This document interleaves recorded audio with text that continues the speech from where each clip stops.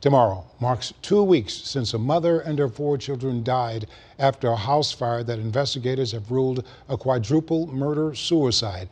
As people are still wondering how something like this could happen, News 11's Laura Simon sat down exclusively with the grandfather of the children to hear how he wants them to be remembered.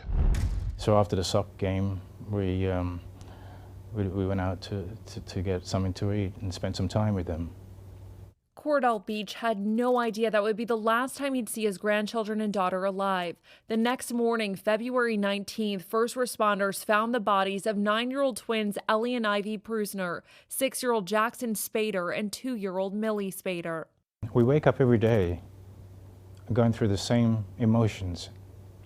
I don't know if we'll ever get over this.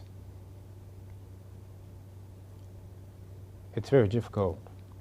Difficult to process how and why something so horrific could happen to a family who seemed to exude so much love and joy.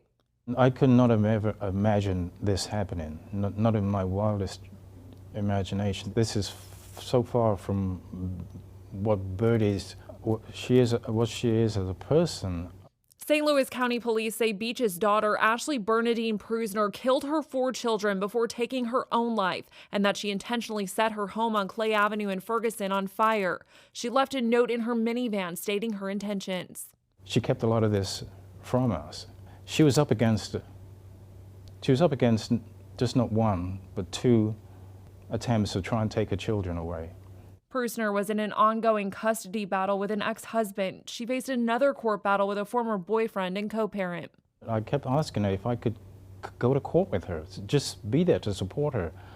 She would never allow that to happen. And I thought she had a handle on everything. She was fighting for her children. She didn't want to lose her children. That's where she was. She was forced into a corner, and the system. I believe the system failed and didn't protect my daughter. Her father wants Birdie, as people called her, to be remembered for the life she lived. I want people to know that Birdie was a loving mother. How would you describe her style of parenting? And the children were exposed to so many things. But Birdie had pretty much a zoo at the Ferguson residence. She had the chickens, goats, lambs, rabbits, anything you could imagine. And those children were living a life that not many children get to experience, really. He also describes her as a brilliant educator, recognized with the Missouri Teacher of the Year Award in 2013. She had 2 masters. She was working towards her doctorate. Despite her achievements, Birdie silently struggled. And I hope nobody goes through what my daughter went through. I just hope that they reach out to family, reach out to, there has to be some sort of service available to support women going through this crisis.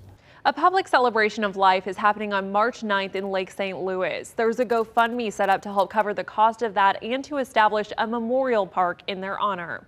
If anybody knows Birdie, just had a brief moment in Birdie's life, they're more than welcome. We've posted a link with the details on our website. Laura Simon, News 11.